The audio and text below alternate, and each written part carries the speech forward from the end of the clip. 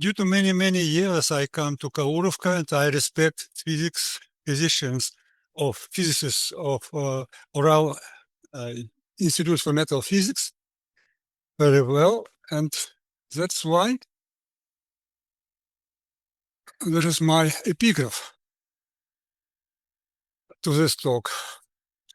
And I start with a general introduction to the Hubbard model, why this model appears. In the first years after creation of quantum theory, the study of quantum condensed matter results in the first success. It was explanation of the difference between metals and insulators by Bloch, Peierls, Wilson in the beginning of 30s. Shubin and Vansovsky a little bit later formulated their model, other model, when this criterion of metal in insulator will be also analyzed.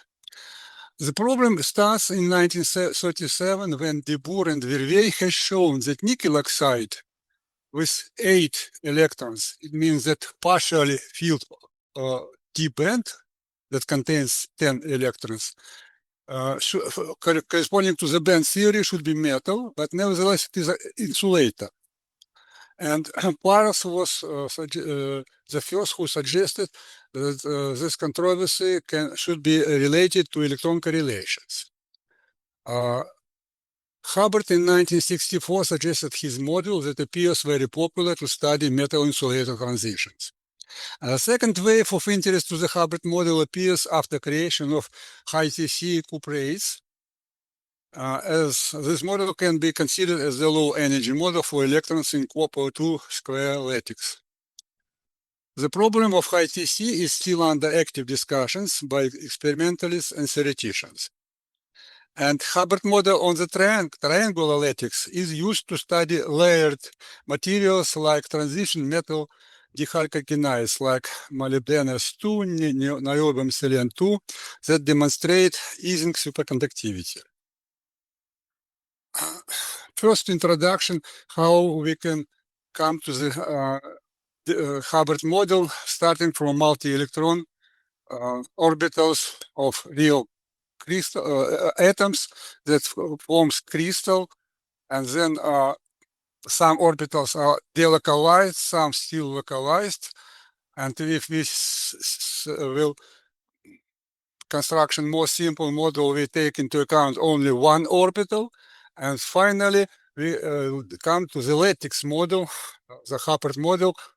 We determined electrons are localized initially and at some lattice with hopping between these sites that forms conduction band, and also Hubbard U Coulomb interaction, the strongest matrix element among all others. The main problem of the Hubbard model is that kinetic energy is diagonal in the K space, while Coulomb energy is diagonal in the coordinate space. There are two exact limits. The first one, when there is no Coulomb interaction, is trivial, this tight bonding model with dispersion given by Fourier transform of the hopping integral. And the other limit, so-called atomic limit, when we neglect hopping between atoms, it describes in the set of individual atoms, and each atom has 4 agent states. Vacuum state without any electrons, a single electron state with spin 1/2, so there are 2 projections, spin plus and minus, with the energy epsilon 1, and also the 2 electron state, that is spin singlet, 2 electrons created from vacuum, and the energy is 2 epsilon 1 plus U. What is important have been introduced, the important notion have been introduced by Hubbard operators. This is definition of these operators, and due to complete set of these agent states, there is condition of completeness. Sum of all diagonal operators equal to 1. And very important property is that any local operator can be write down in the terms of the Hubbard operators, the linear combination of Hubbard operators. For example, electron annihilation operator is given by two contributions. This is electron destroyed, annihilate from spin 1/2, and the side goes to the vacuum state. Or from two electrons, one of is annihilated, and the opposite spin is stay.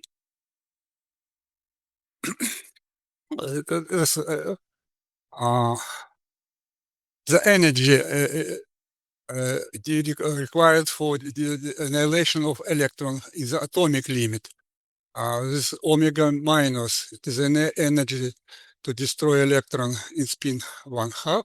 And if we take electron from double electron state, the required energy is omega plus, and difference of this energy is given to you.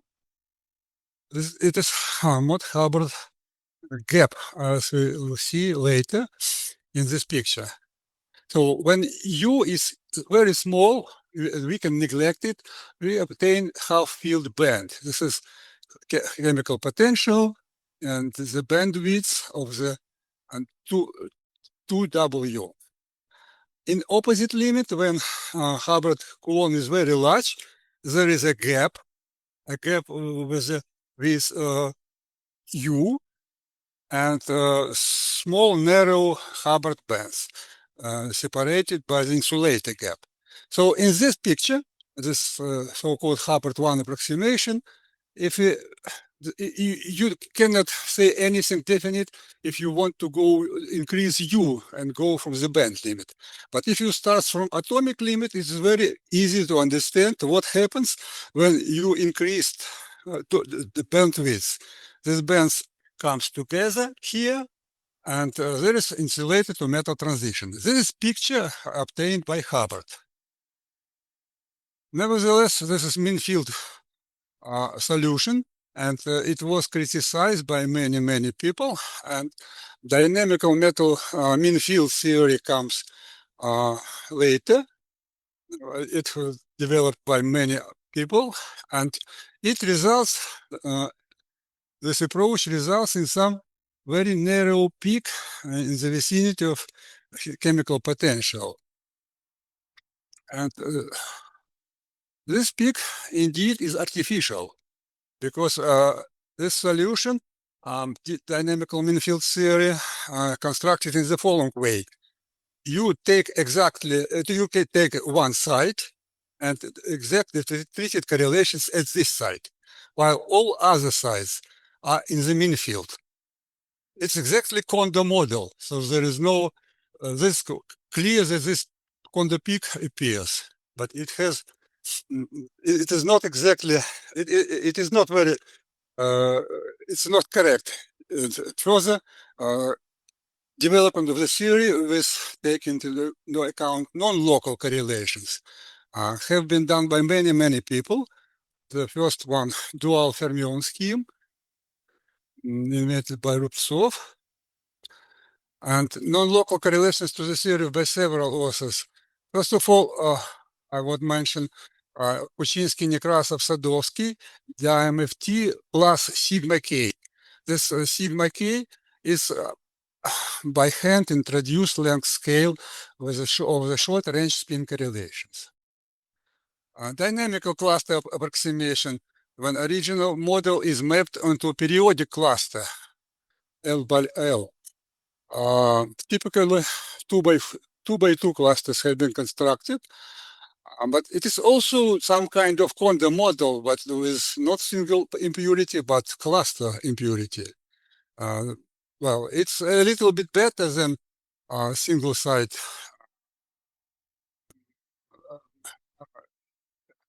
Kondo model, but nevertheless, it is the short range correlations are only inside one small cluster, not in all crystals.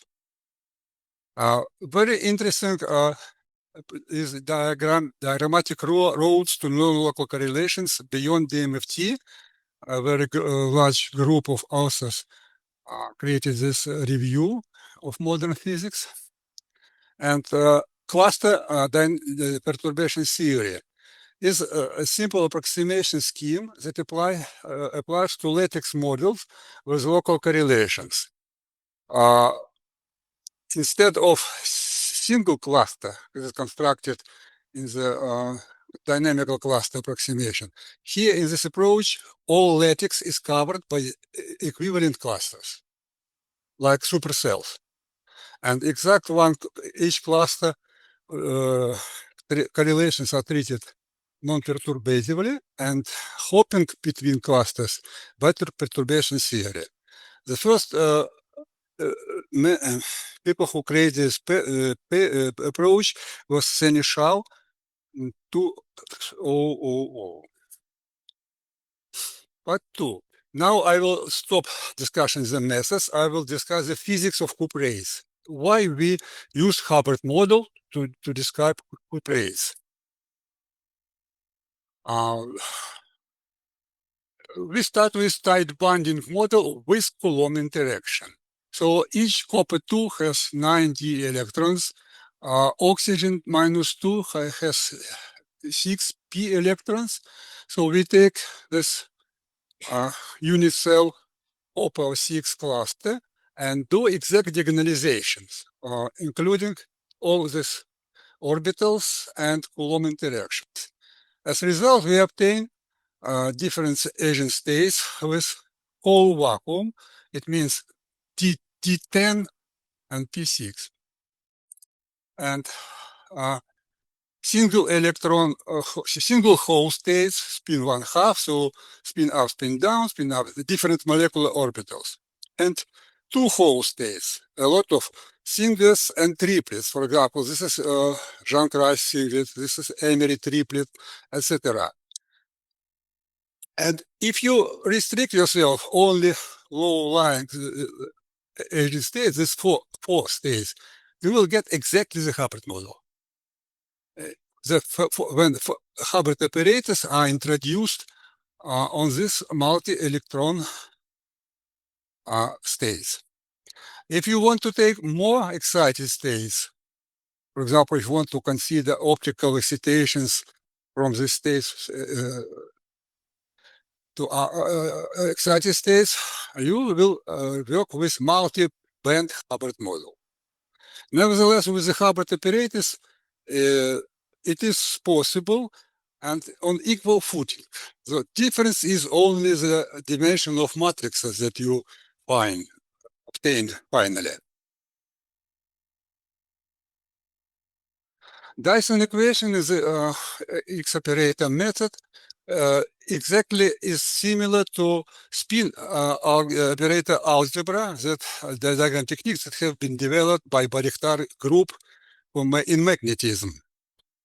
So the total green function is given by a combination of local green functions, and this is Dyson standard, more or less standard Dyson equation.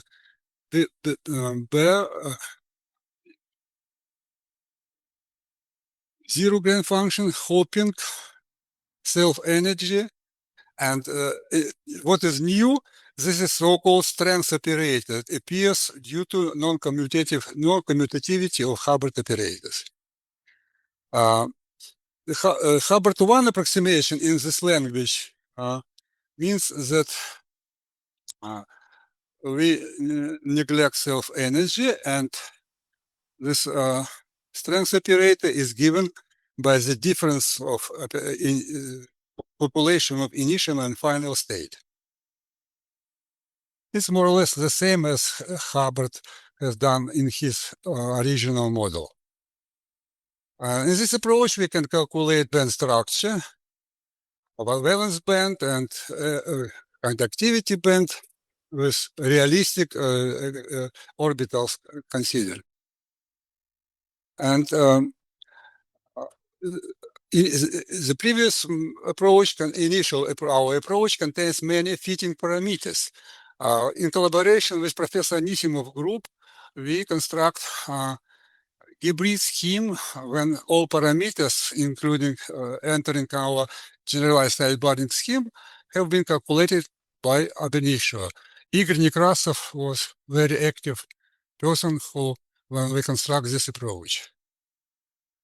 So now I can discuss electronic structure with taking into account strong correlations and local correlations and ab initio parameters. The self-energy, I will skip it. It's more or less standard. Spin correlation functions are calculated here for different neighbors. First, second, third, fourth, fifth neighbors that shown here on this lattice. So nearest neighbor correlations are taken into account, and also kinematic correlations enter the theory. And in this way, we can analyze the Fermi surfaces at doping evolution. Small hole pocket that is increase in volume with increasing doping, and finally there is a Lipschitz transition when here these points are touched. These Fermi surfaces not correspond, disagree with experimental data from RPS for cuprates, but this I will discuss later. But a very important result of this approach is that two Lipschitz transitions. The first one is here when these four small pockets joint and appears two concentrated large Fermi surface around pi pi with further increasing doping. The inner becomes smaller and smaller and finally disappears. So there is a second Lipschitz transition at point 24. This critical Lipschitz transitions appears in the logarithmic singularity of density of states at the Fermi level, and this singularity results in it was confirmed by whole number measurements. This is experimental data by Balayev for Vismut 2212 and for lanthan strontium copper oxide. This logarithmic increasing of whole concentration at the Fermi level. And this is more or less trivial critical point you can find in Zeiman book 1964. This is logarithm Z is a typical Van Hoff singularity for two-dimensional free electrons. Not so trivial is the second critical point that we have obtained and shown here. For two-dimensional free electrons, the kinetic energy should be linear dependence of doping, shown with this line. So it overdoped this critical point here, black triangle in the red square. It corresponds to 24% doping. And to the right, we see indeed the free electron behavior, Fermi-liquid behavior. If electrons were Fermi-liquid, then with low doping, we expected this blue line. But nevertheless, what we have calculated, this is red points. And these red points are approximated by this expression, exponential dependence.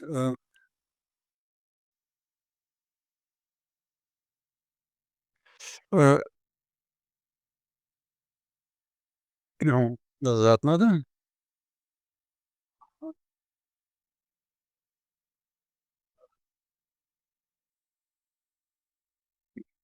Exponential dependence of this kinetic energy. If physics is a pseudo gap. It was first pseudo gap indications comes from thermodynamic energy measured by Laram and Cooper, and their data are shown here by black triangles. This is experimental data from thermodynamic measurements.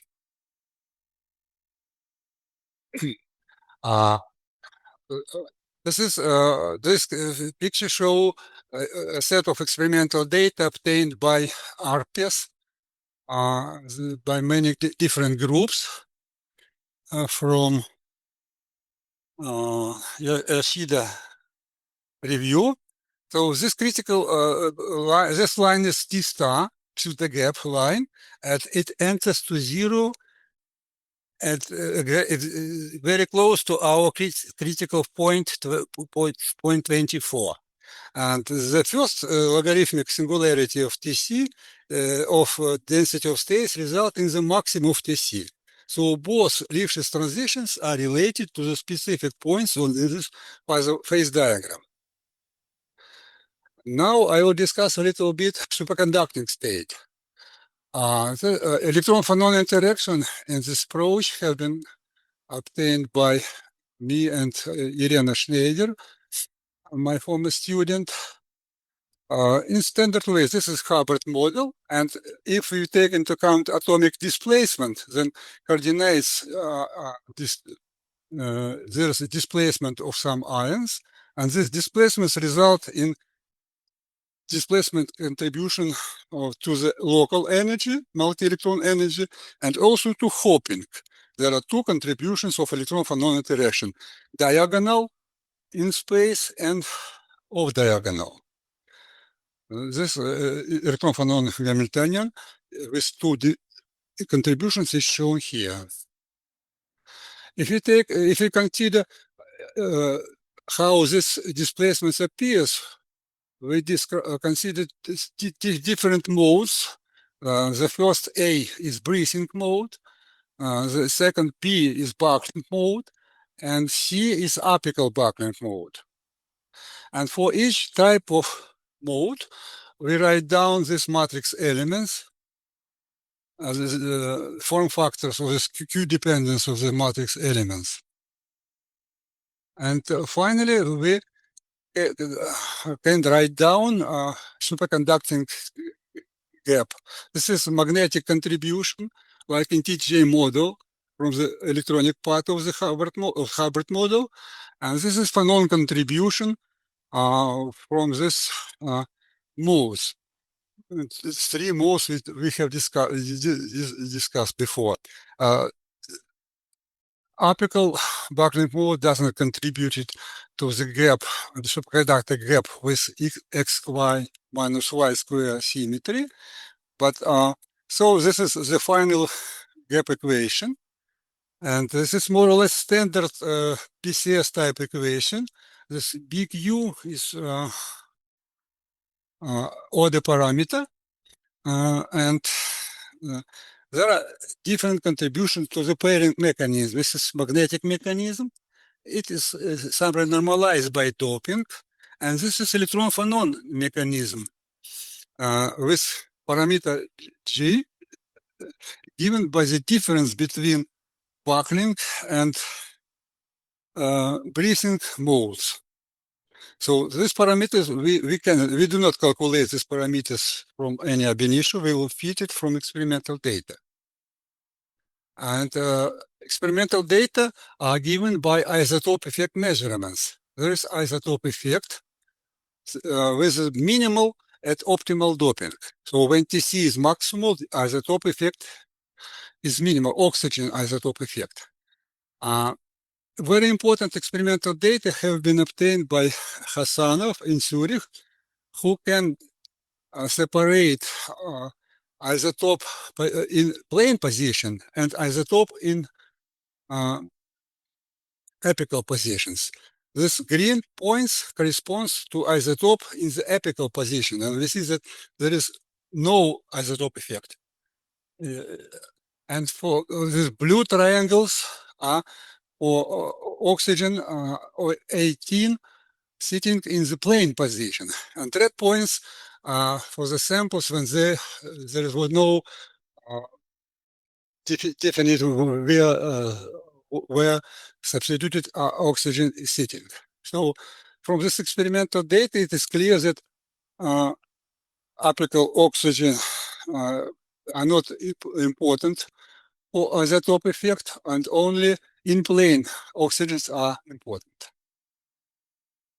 So we find we fit this parameter electron-phonon coupling J calculating with different signs as a top effect.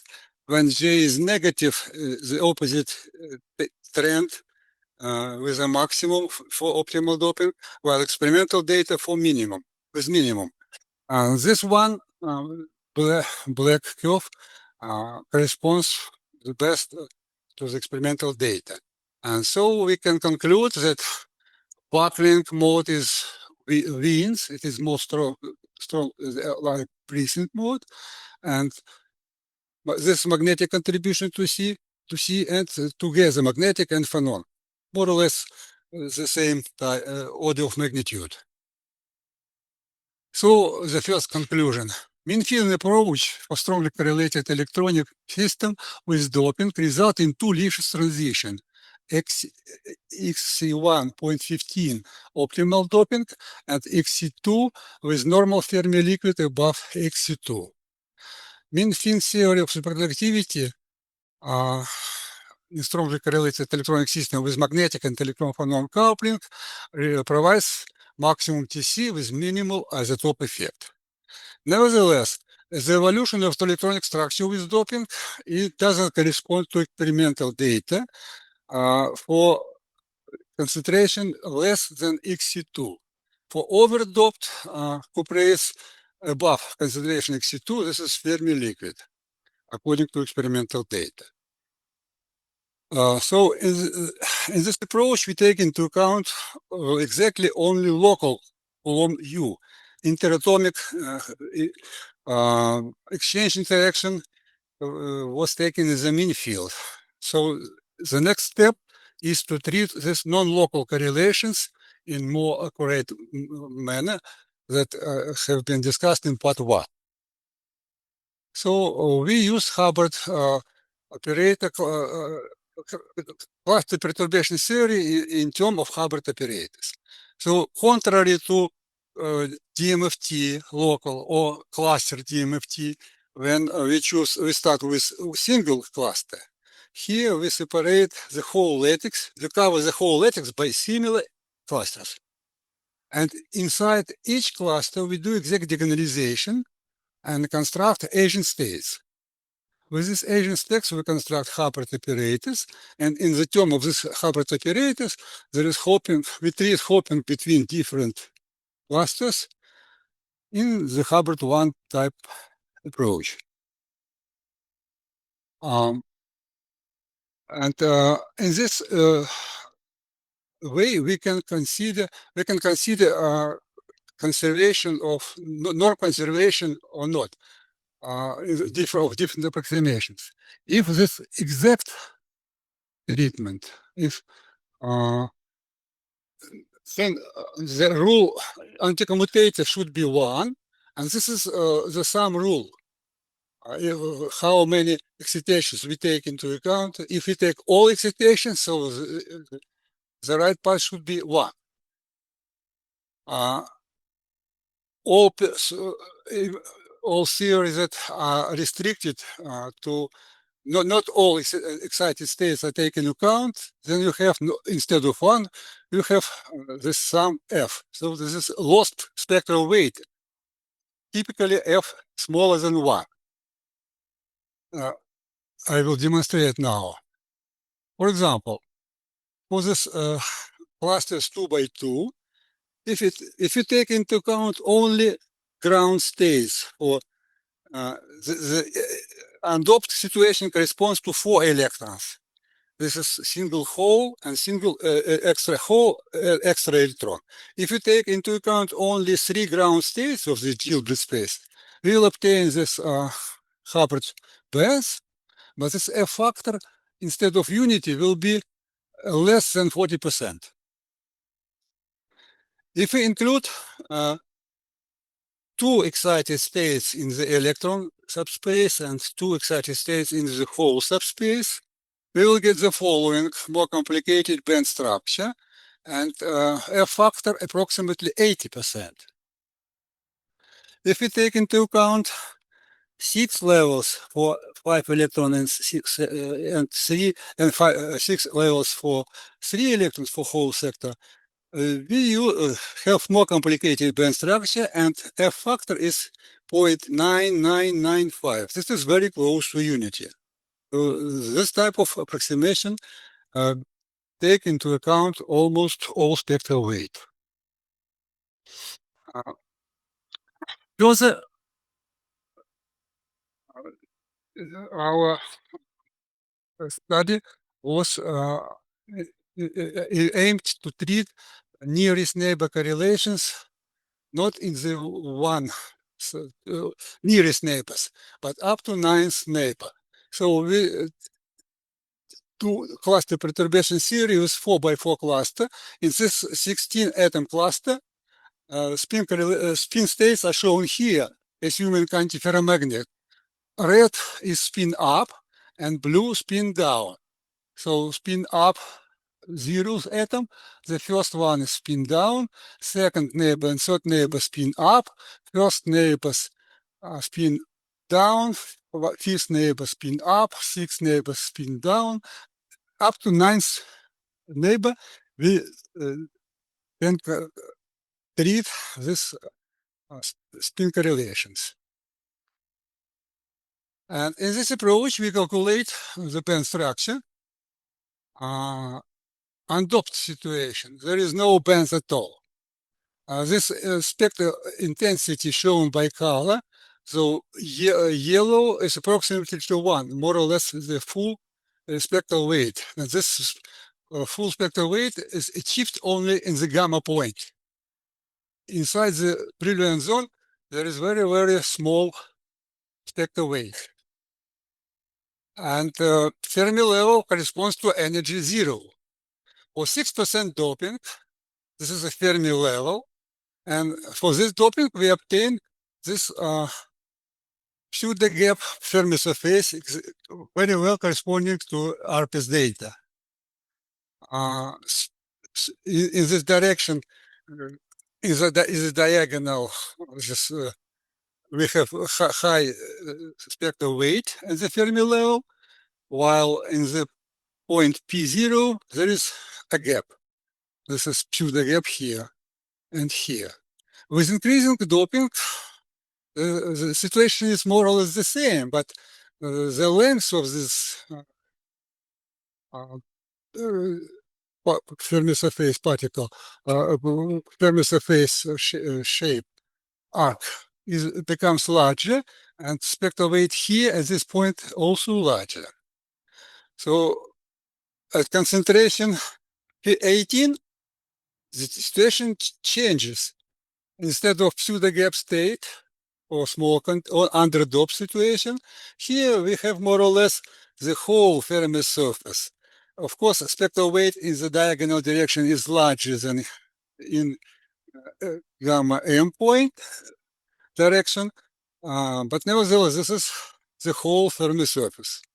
And for 25, for overdoped sample, this is more or less classical Fermi surface with more with high spectral weight, and the band structure in overdoped is more or less similar to the tight bonding free electron band. Let's relate our changes in the topology of the band Fermi surface with evolution of spin correlation functions. For this ninth order again, blue one is for undoped.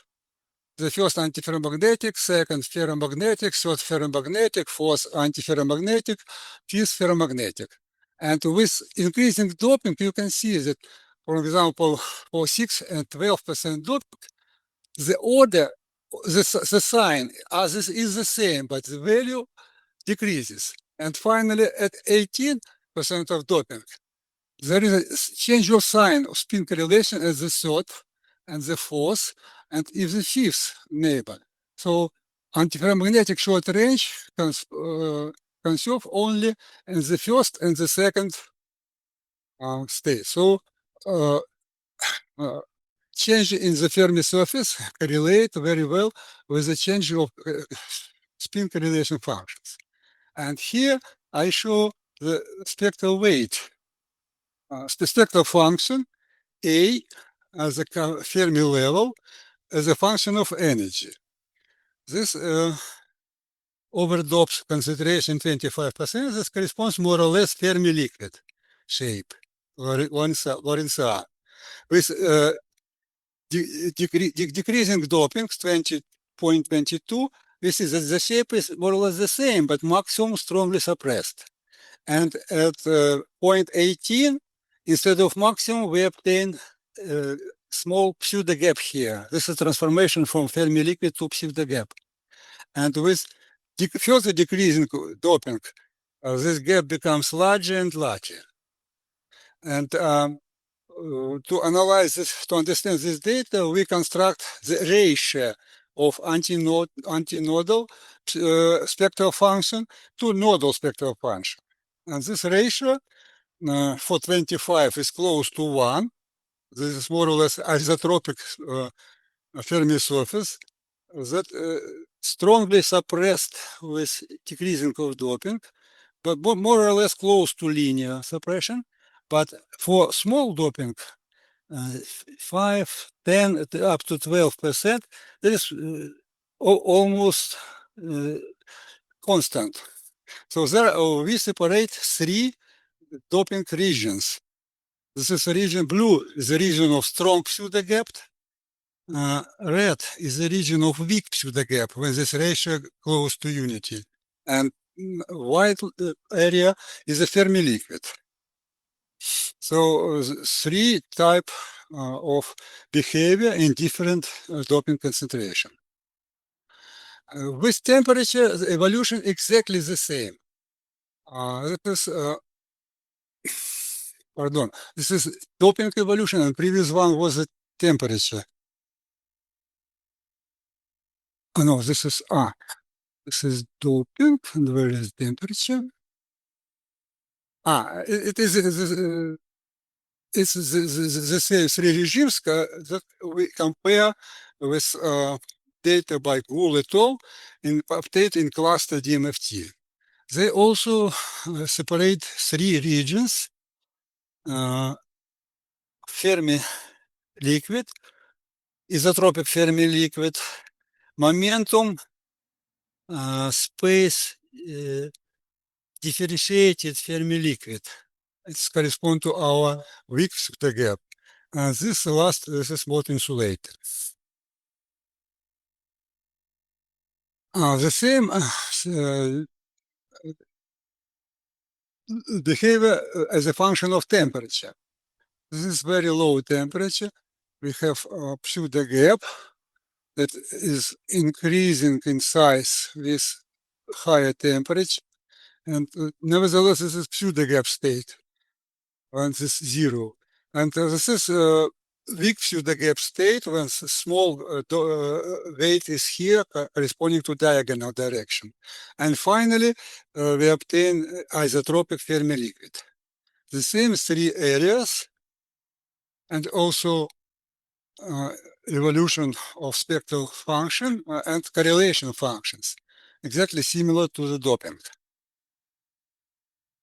So in comparison to Fermi, experimental RPS data, this is for or above TC normal state.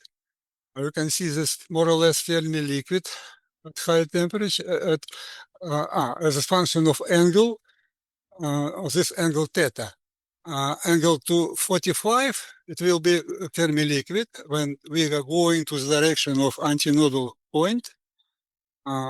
This maximum becomes smaller, and finally small pseudo gap appears, and it's in this direction when angle is 1 or 6.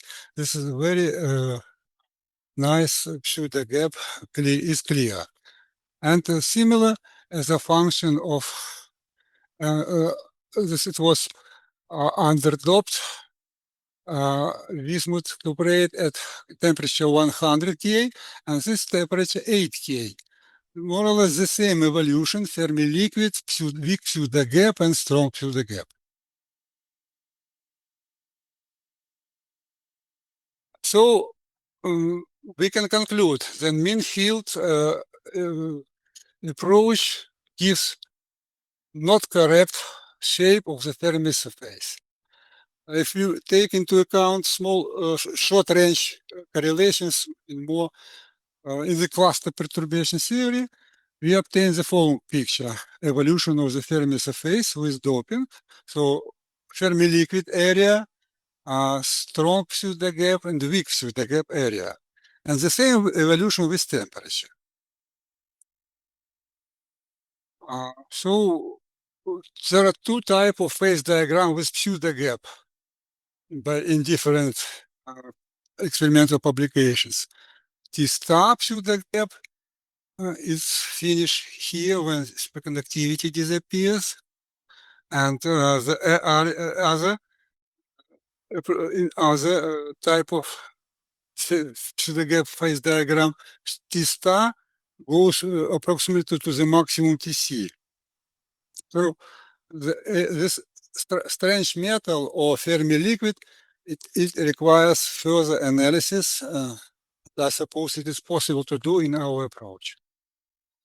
So final conclusion from this part that instead of one pseudo gap, there is two pseudo gaps. This is Fermi liquids or strange metal to weak pseudo gap transition, and then from weak to strong pseudo gap. Maybe it is not phase transition. I'm not sure, but somehow smooth transition, smooth evolution, crossover.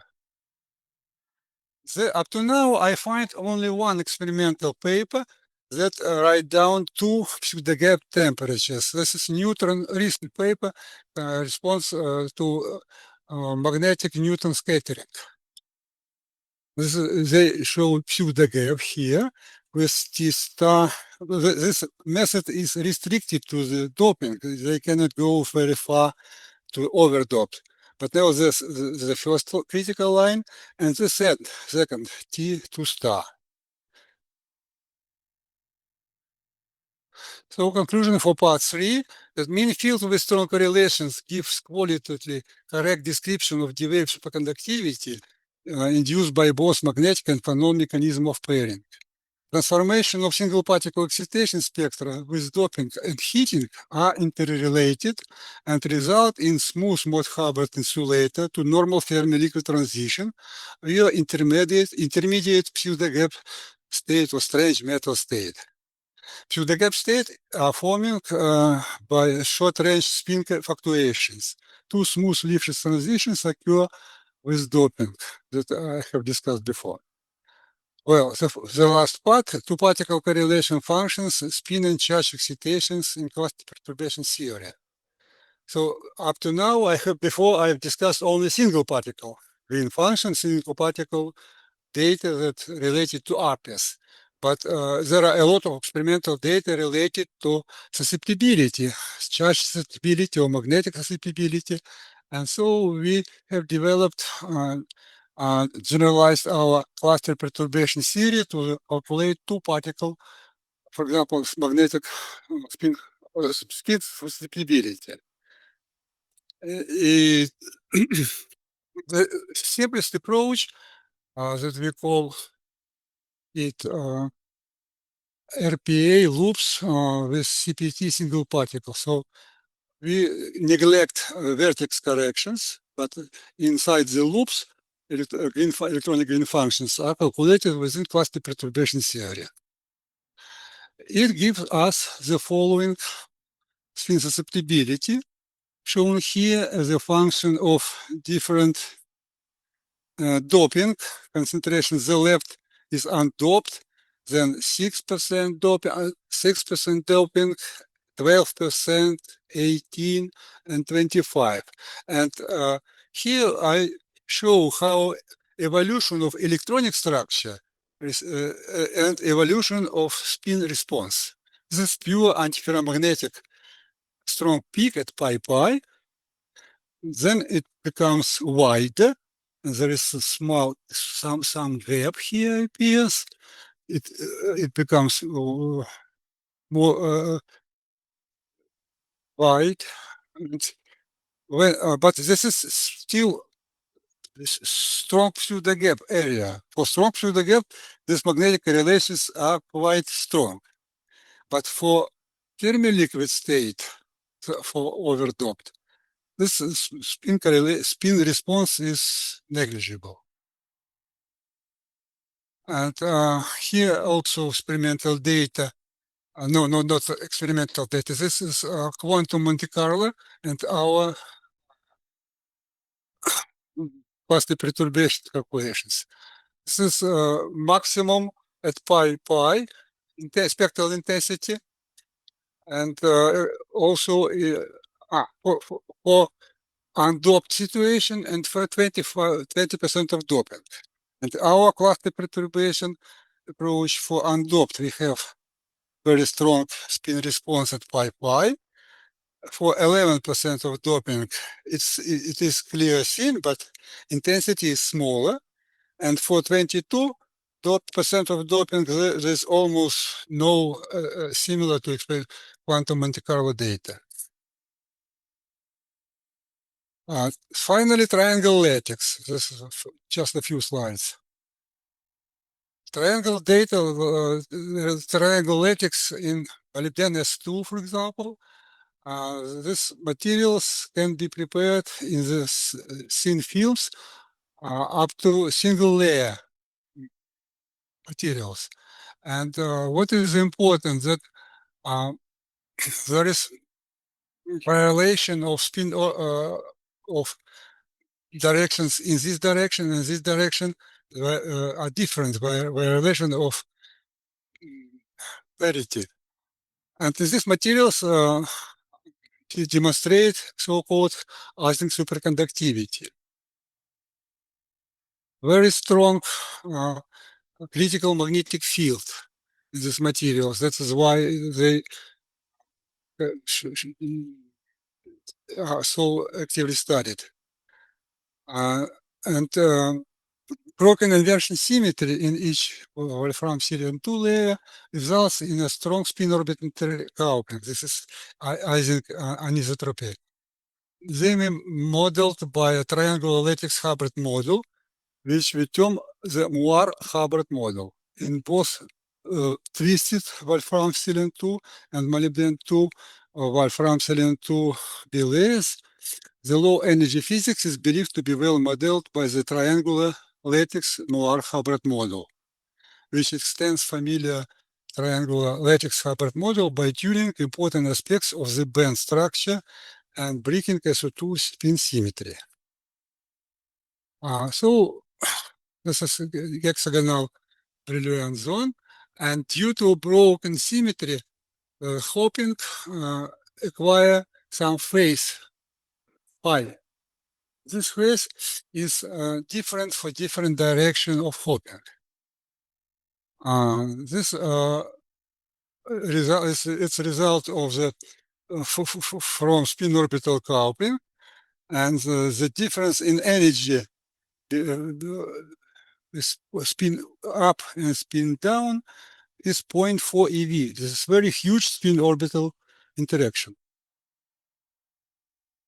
And we model this situation also by cluster perturbation theory. And we consider 13 side clusters shown here.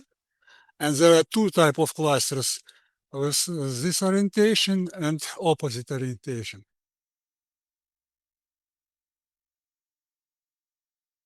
And here we write down the Fermi surface and spectral functions. At phi 0, this is without spin orbital interaction.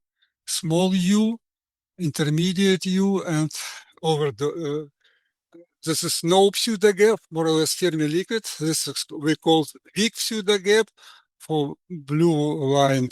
Blue line corresponds to gamma n direction, this direction, and gamma k prime, this k and k prime, this is pseudo gap. And for U8, in both directions, we can see pseudo gap. So we call this a strong pseudo gap, this intermediate, and weak pseudo gap. Electron spin functions by dual fermion is shown here. And in our approach is shown here the dispersion and Fermi surface. Dispersion especially is quite similar. And effect of U on spin correlation functions. For example, for small u, you can see this color again, spin up, spin down, spin up, but with smaller magnetic moment, spin down, also lightly blue with small magnetic moment. So the first, the second, and third correlation functions only feel magnetic. No, here this fifth also feel magnetic moments. And for different values of u, increasing u results in more strong nearest neighbor correlations. And this increasing spin correlations results in different Fermi surfaces. For when phi is non-zero, it means the spin orbital interaction is included. With spin orbital interaction, we also, for small u, has more or less normal Fermi liquid, but of course Fermi surfaces is not round, but somehow deformated.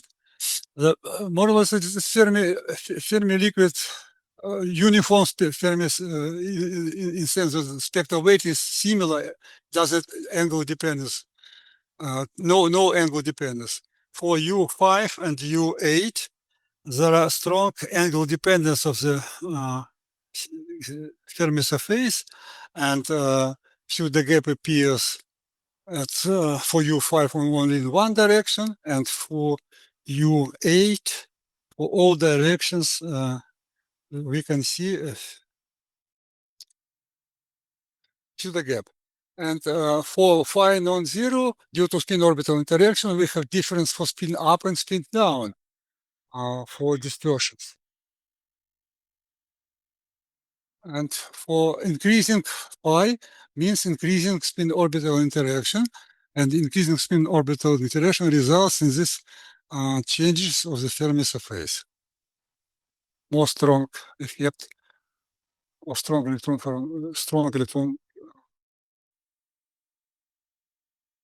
spin orbital interaction. Ну, я не могу дальше щелкнуть. Вы не можете подключить следующий слайд? Ага.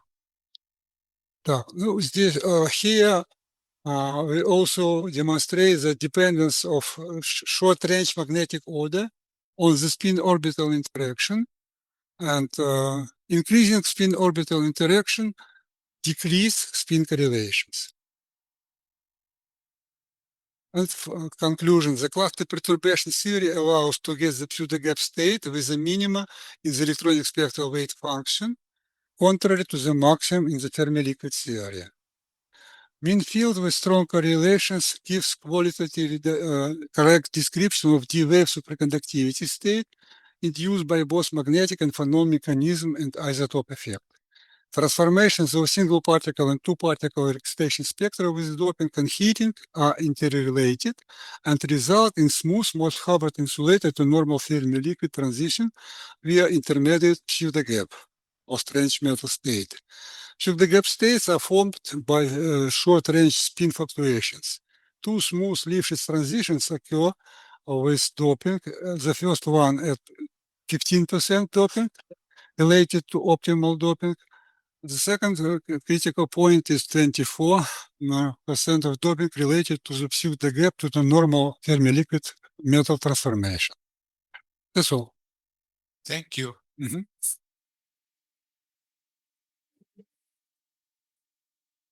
I look at my watch and see that we have 6 minutes for questions. Other questions? In your MOES2 model, you have considered three values of U, but I think you can find some the best choice for the d electrons of molybdenum. I mean, the best U. You mean the last part? Yes. Yes, here we did not relate it to any particular experiment. We just demonstrated the general trend. Okay. Сергей Геннадьевич, я не успел осознать, извините, а какая была стартовая модель для купратов? Их же несколько. What was the starting model for cuprate plate? Там что-то тета-штрих, Т2 штриха или чистый Hubbard? Я правильно не успел. Yeah. We start with multi-band model. Честно, It's not sensitivity model, oxygen and T Я electron. понял. Спасибо. Sort of naive or maybe even stupid question. Could you give some simple physical picture of your pseudogap explanation? Does it relate somehow to superconducting gap or not? Or it's pure electronic interaction, repulsive one, yeah? It seems a little bit questionable because it looks like pseudogap states is preceding to superconducting state, right? In the phase diagram of cuprates. Yes. So, well, thank you. Superconducting state can be obtained in the mean field approach. This conclusion number one. But in the phase diagram, indeed, there is superconducting state and normal state. And besides them, there is strange metal state and pseudogap state. So superconductivity is not related to pseudogap. Superconductivity is caused by magnetic fluctuations and electrophonon direction. Yeah. No, not accidental. Nearest neighbor exchange interaction is a result of results to superconductivity, J. But it also results in more or less distant spin orbit, short order. Not only the first nearest neighbor antiparallel related, but third order, so fourth and fifth, etc., also somehow are correlated. And this long range correlate, or middle range correlations, I would say, they result in the pseudogap. The change of these correlations, that the change from normal Fermi liquid to pseudogap state. Okay, thank you. Other question? So I have one question. Thank you very much for the talk. So my question is more methodological. Does this result change when you increase the cluster size in the cluster perturbation theory, and how the number of states to get the F value close to 1 depend on the cluster size? Thank you. In my slide, I demonstrate the sum rule. If you take very small number of atoms and only the first nearest neighbor correlations, you will, instead of 30% spectral weight, you will obtain 40% of spectral weight. Well, increasing cluster, you take into account more and more distant spin correlations. At some area, at some range of the cluster, we obtain for cluster 4x4, we obtained 9995 point. It's approximately the total spectral weight is conserved.